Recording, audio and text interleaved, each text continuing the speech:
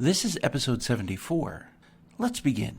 Smarter Parenting welcomes you to our podcast series, The Parenting Coach for ADHD. Here to heal and elevate lives is your parenting coach, Siope Kinikini. Hello, everyone. How's everyone doing? I hope you're doing great.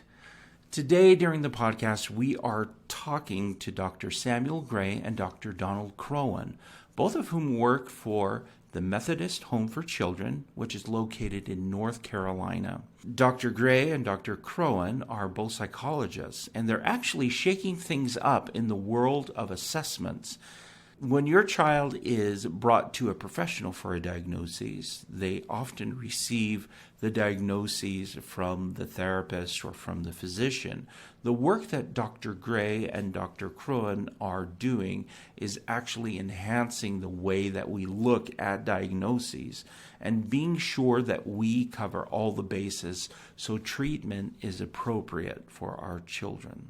It's actually innovative stuff. So you listen to it because it's fantastic. And near the end of this episode, you're going to hear us talk about how they implement the teaching family model.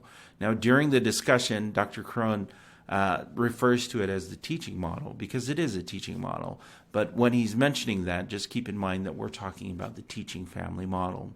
I'm hoping that the work that they are doing will be the foundation of work that will continue throughout the nation in other agencies and in other places, because currently it's not done this way. When your child goes into a physician or goes into a mental health counselor for a diagnosis, it's usually up to that one individual to make a diagnosis, and then it builds from there.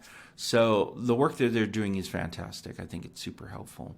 And I know it will be super helpful for a lot of you parents out there who are wondering about diagnoses, whether or not ADHD is the appropriate diagnosis, and what other options are available to you in being sure that your child is receiving great treatment.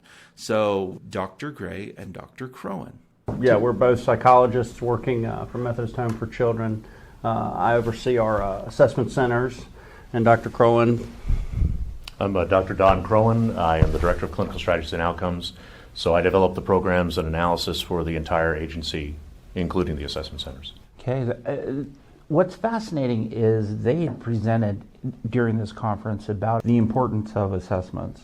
And so we have talked previously about ADHD and the misdiagnosis of ADHD. I just want you to share a little bit about what you presented, because I think this will be super helpful for the parents who are listening. Yeah, and I can start basically just by saying that what our presentation has covered has been the importance of using good evidence-based measures for assessment of all mental disorders, but certainly more specifically to your question for ADHD purposes. And I think it's also important to remember that although the diagnosis of ADHD is so prevalent, the research shows that it should only be between 6 and 10% of the population. Mm-hmm. And we're seeing in some cities we're looking at 60% or more youth diagnosed. Right. So in some ways ADHD has become the go-to phrase to politically justify what the youth is doing, when really we need to talk about self-discipline, self-management, and the skills necessary to become an adult, and not immediately pathologize a kid for just being a normal child who needs to learn how to manage his behavior. Right.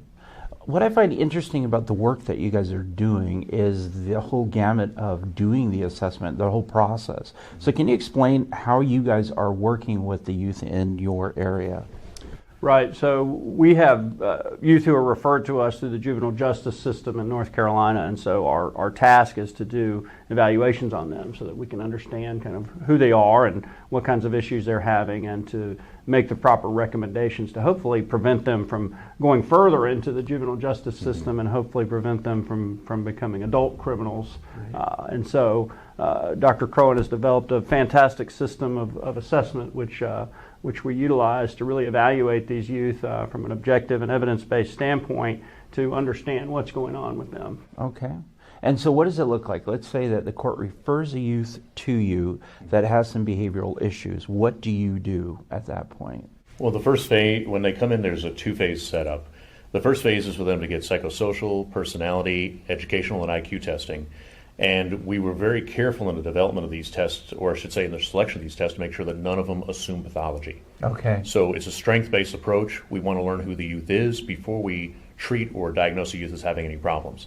Only if one of those tests or more of those tests indicate there is a potential problem, that we then go into a second phase to diagnose that problem. Okay. So we set a system up so that we, in our own biases, will be countered by the testing, so we won't be too quick to diagnose that which doesn't need to be diagnosed, or label a kid who doesn't deserve or need a label. So this is super important for parents to understand. A lot of times they'll bring a kid into, or their child into a therapist. They'll report what's going on, then the therapist will give the diagnoses. Now, a lot of times therapists have proclivities towards certain diagnoses, and sometimes the diagnosis is incorrect based on the biases of the therapist. So your approach is to let's test them, let's not even put diagnoses on the table, and let the test dictate how we're going to provide services. Exactly. Instead of us labeling the youth to figure out what to do, we use the testing to inform us where we need to go. Yeah, okay. So we put our egos at the door. We use standardized measures and good structured instruments to determine things. And I think Dr. Gray will tell you about how what really happens with regard to the number of diagnoses of youth coming in versus what we see. Yeah, and I'll give you a specific example.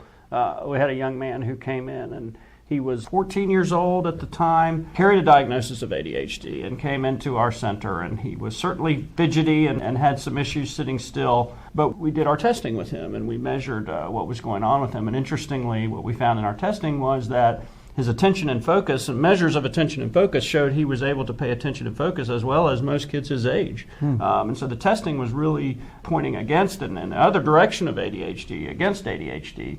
But what we found with him was measures of anxiety were quite high. And so frequently what I have seen in cases with youth are that sometimes anxiety can be mistaken for ADHD. And so in his case, what had happened was this is a youth who had anxiety and was placed on a stimulant medication. When stimulant medication given to somebody who's already anxious can cause all kinds of behavioral reactions, and in his case it did. And so what we saw was that after he had been put on the stimulant medications, his behavior problems actually increased and he became more aggressive.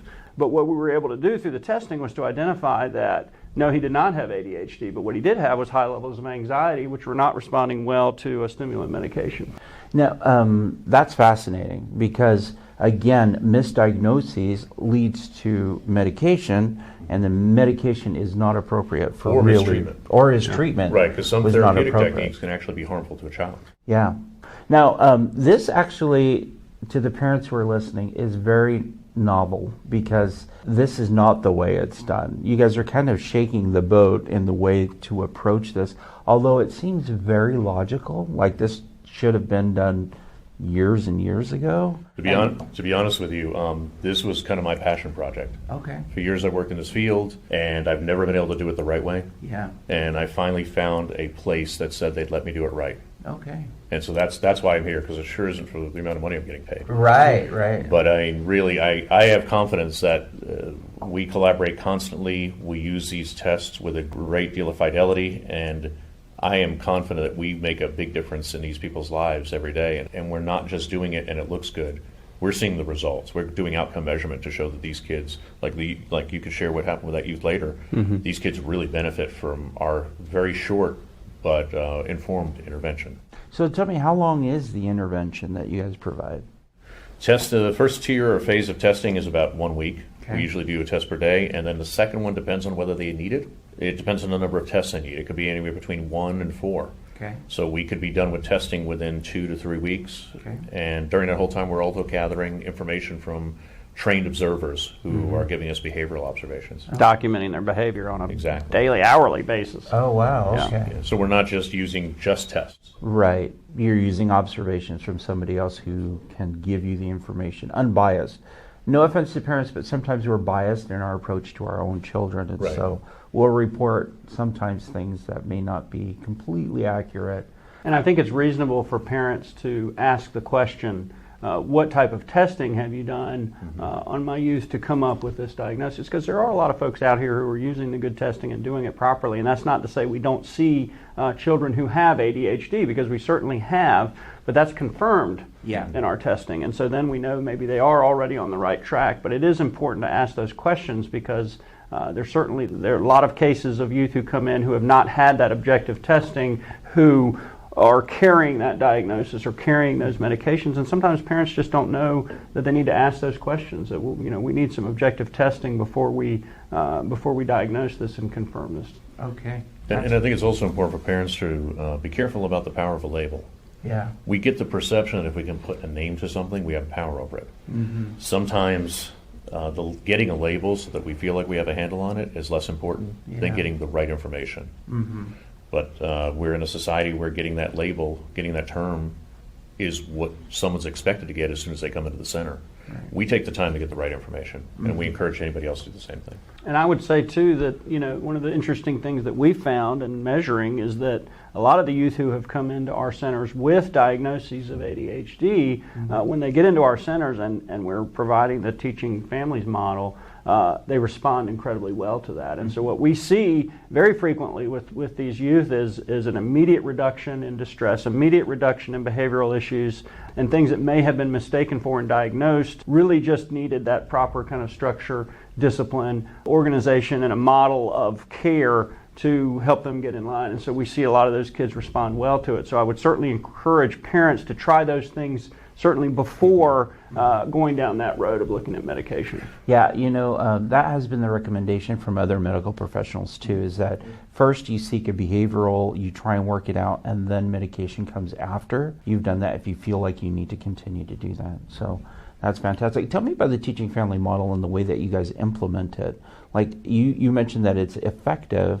Tell me how it works in your group or with the population that you work with. Well, the teaching model is a behavioral model. Mm-hmm. So it's founded on over 100 years of very well-supported research. Mm-hmm. And one of the things that Dr. Gray was talking about, which is 100% right, is that parents are looking for a solution and the medication will come first, but the teaching model actually sets a structure for people who don't need either medication or even need to be pathologized. They don't need to label at all. Right. And a lot of times what happens is that it's very hard to turn to a parent and say your kid needs more self-discipline or your kid needs to learn how to discipline and manage their behavior better, because that's politically not something a parent wants to hear. Right. So a teacher or some other type of social worker or someone who's looking for a solution will say, well, go to the diagnosis, because it seems to be kind of a safe way of approaching the topic. And absolving parents sometimes, of their responsibility. Mm-hmm. So what the teaching model does is sets up a structure so that this youth who's used to responding in a more impulsive way now has guidelines with regard to their structure, their discipline, the way they interact with other people, learning how to wait before they speak, learning how to think before they act. And that sets up guidelines where they have an ability and a structure internally that will guide their behavior. And that's really what we're talking with ADHD is, does the person have the specific damage to the brain or the specific undeveloped portion of the brain that does not allow them to have it? Or is this a situation where they've never been taught it? Mm-hmm. If you had a youth that's never been taught to read, you wouldn't presume a learning disorder. Right. You would say you need to teach them how to read. Mm-hmm. If you have someone who's never been taught impulse control or who has had a lot of distractions in their life regarding different types of entertainment so that the impulse control wasn't that important, you don't presume they have a deficiency. Right. Maybe they just need to learn the skill. And that's what the teaching model does. It teaches skills. So those skills are super important. You implement those, you teach them to the child, also to the parent, so they're both aware and they know how to set up the structure in their own homes. That's a good point. I think that's a unique thing about the teaching model, is that it isn't focused purely upon the youth, which is what almost all of our approaches are in society. Right. The teaching model literally sets up a system so that the parents are instructed how to actually intervene with the youth in a more effective way. Right. So it's comprehensive. Mm-hmm. It does take care of the youth that you have concerns about, but it also teaches the parent how to more effectively deal with the youth and brings down a lot of the pressure and a lot of the conflict. Fantastic. I'm curious, so if you're talking to a parent and you have to give them advice on what they should be doing, you had mentioned that they should ask what testing has been done. Mm-hmm. Are there any other gems that you think they should be asking before going down the medication route? Ask about the practitioner's licensure and their area of expertise. If someone doesn't have a strong psychological background, you should be worried about their presumptions about psychology. Right. It's the same thing as if you took a child because he's having some type of rash. You would want him to go to someone with a medical background, not someone with just a really good idea or who's so enthusiastic. And I think also ask about the theoretical orientation of the individual that you're dealing with. Even a psychologist or a psychiatrist or another high-level doctor should be able to explain how they methodically work with your youth and justify the steps they take.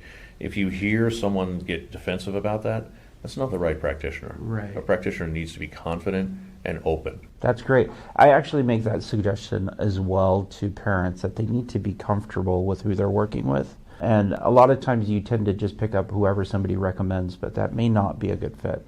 So you got to find, and you got to be sure. It's like buying a car. That's usually what I tell them. If you want to get a car, you have to go the rounds, and you have to take your time to be very selective on what you need and what you want. So, and I'd be very careful about using any kinds of tools and things that are offered or sold, certainly on the internet and things like that, because what we have seen is that people overreact to those kinds of things quite readily, and so again, they may use that confirmatory bias and start finding problems that maybe they just think are there, and this is just what they're looking for. So they answer questions in a way that confirms in their mind something, but the tool that they're using off the internet really has no evidence base and no validity or reliability behind it. I love this idea of being able to test and find the evidence that you need. And again, there's a podcast we cover on confirmation bias. If you haven't listened to it, go listen to it, because a lot of times suggestions can come up and we confirm that it's true when in fact it may not be true. So definitely be very, very cautious and careful. And be aware that snake oil has been around for a very long time. It's a very productive business, let me tell you. It is. It's something that, whether you're a parent or a practitioner,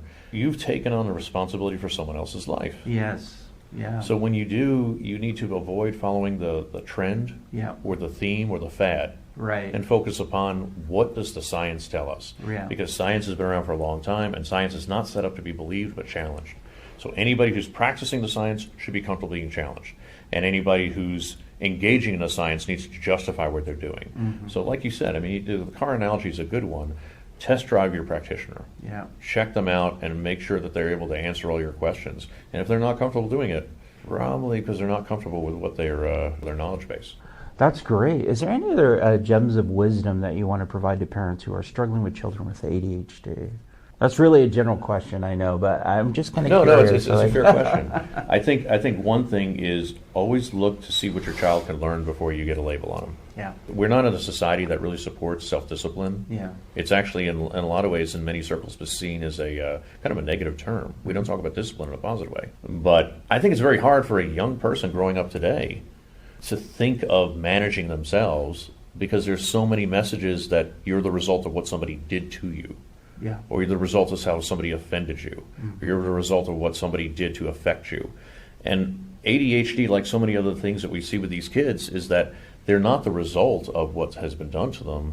These kids can have the resiliency to manage themselves in a very effective way. They just might need some guidance. I'll tell you what, it's hard to be a parent today. Yeah.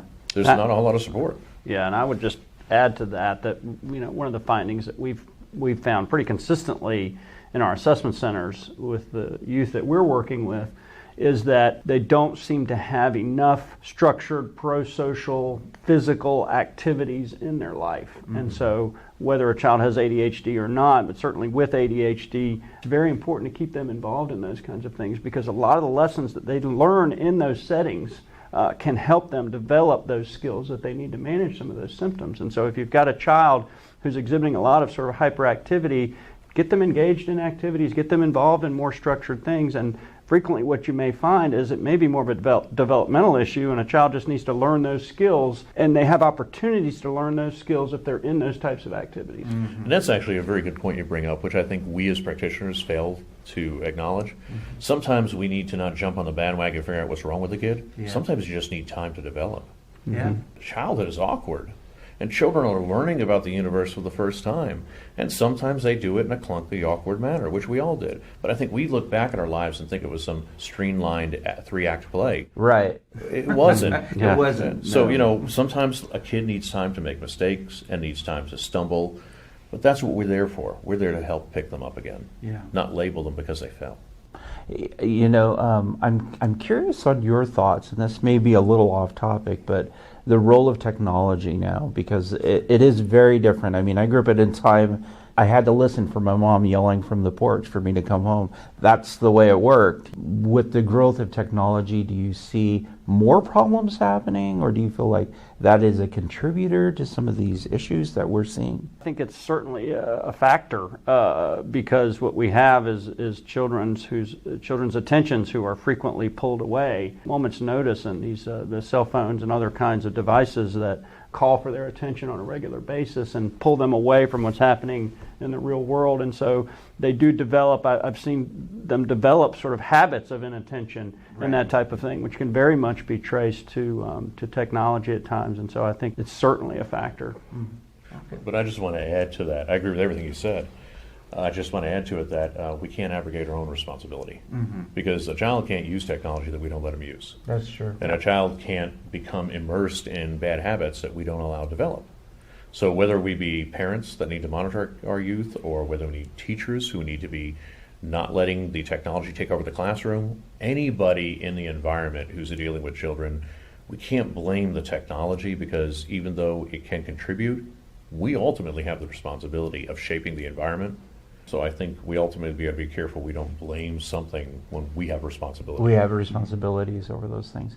You had mentioned something about training our inattentiveness with the devices. That's a real thing, right? I mean, Absolutely.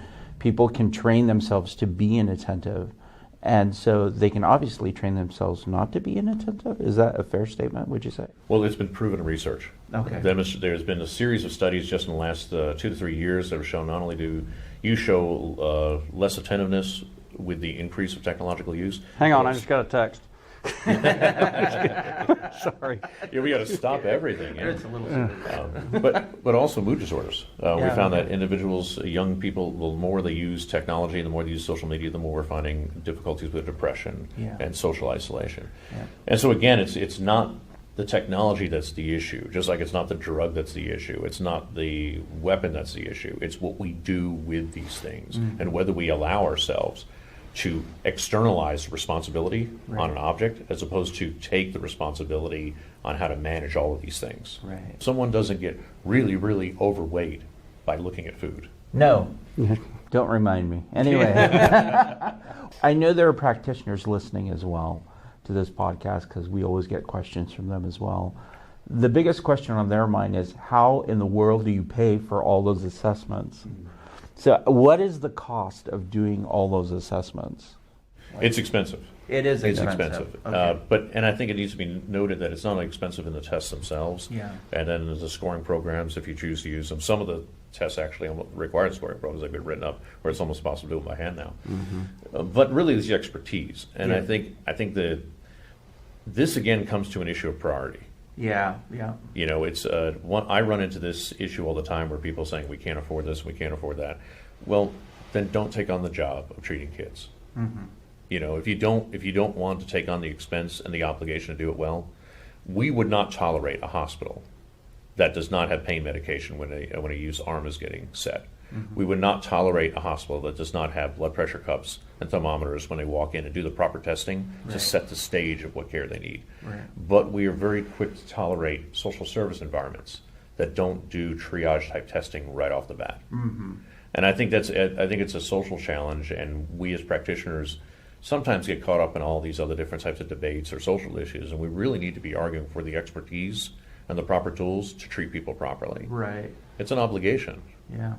Yeah, and I think that, insurance companies haven't made it easier for us, because I think what they've done is sort of tried to dumb down the process of diagnosis, because they don't want to pay for those kinds of things. And so frequently with families that want to get those types of testing and evaluation done, what they're finding is insurance companies are denying that, or then they send them to the social worker or the family practitioner or somebody else who provides the diagnosis that doesn't do the testing. And again, that helps the insurance company because they haven't had to pay for that type of stuff. But again, I think as Dr. Crohan indicated, is that we do have to advocate for the importance of using these kinds of measures and especially when we're working with children. We really have to use objective testing and be careful about the process by which we're going about diagnosing them. Yeah. And that's where we get politically involved. Yeah, it really is almost a political thing. It's funny that when you go in to be assessed by a physician in a hospital, the first thing they do is they run a battery of tests. Right. That is kind of that's the format. Go get some blood tests, we need a urine sample, we need a stool sample, and then they make their decisions. In mental health, it's different. And so you guys are actually pushing it into that kind of mindset of, let's do the testing first and then let's determine where we're going to go. Responsible practice. Yeah, it is responsible practice. It's one of the things mental health has been missing, obviously, in this country, because we just tend to rely on whoever we visit to give us what we need, which isn't always reliable. Which goes back to what you said about the car analogy. Yeah. We need to vet the practitioners. We need to find out what their procedures are. We need to determine whether or not they're competent, capable, and invested in doing it the right way as opposed to the easy way. Right. And this is where we need to, as members of the society, say if the system isn't working, we need to challenge the system to change for us, not change for the system. Because we're not going to create a healthy generation by treating them with unhealthy means. Yeah. Well, one of the things I do want to say with the parents is it does come down to price, and practitioners, like, how much does this cost? It is expensive. However, when your child is in the hospital and they need cancer treatments, that's expensive, and yet we're willing to do whatever it takes to pay for that. And so it's kind of an interesting dynamic when we think about what we're willing to do and what we can do. Well, you've got a good point, and I'd like to augment your point by pointing out that if you had a physical disease that you didn't treat, it's only going to get worse. Yeah. It's the same thing psychological. Yeah. The amount of time and money you're going to spend in therapy, the amount of time and money you're going to spend in legal fees if your youth gets caught in the juvenile justice system. Hospitalization. Yeah. Right. So it's, again, it comes down to any good health practice. Right. Find out what's going on, use good methodology to determine it, and then use the right types of techniques to treat it. Right. Otherwise, what's the old phrase? If you don't mind me exploiting a phrase that Benjamin Franklin said, have you diagnosed in haste, you'll repent more expensively at leisure. Yeah. It's he also said an ounce of prevention is worth a pound of cure. Yeah.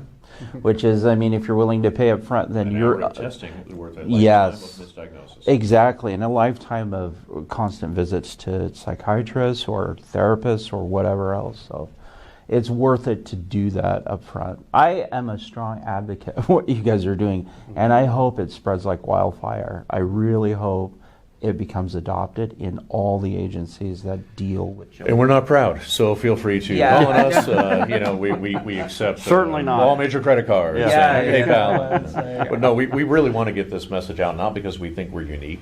Yeah. We think that this has been good practice for the last 100 years. It's just been not attended to because it's become politically inadvisable for people in our profession. Right. And the consequences to children at this point have become too great to ignore this, Wow. But the consequences to our children, we've reached a point, and it is a tipping point now because of the way the world is, that we have to make a change in the way that we're dealing with issues. We really do have to change the way we're doing it. So, fantastic. I think that's it for me. Do you guys have anything else you want to share? Just that you said the way the world is. I just want everybody to remember the way the world is, the way we've made it. Yeah. We've chosen to create this environment. We can choose to change it. Yeah. There's a lot of power in that too. But just know that there are people on the front lines fighting for your kids to be happy and healthy, and they're looking to change the system, and it needs changing. So feel free to leave a 5-star rating and also subscribe. Share this podcast with family members and friends that you feel would benefit from it. And also, you can find a transcript of this on the Smarter Parenting website. That's it from us from here in Cincinnati, and I will see you later.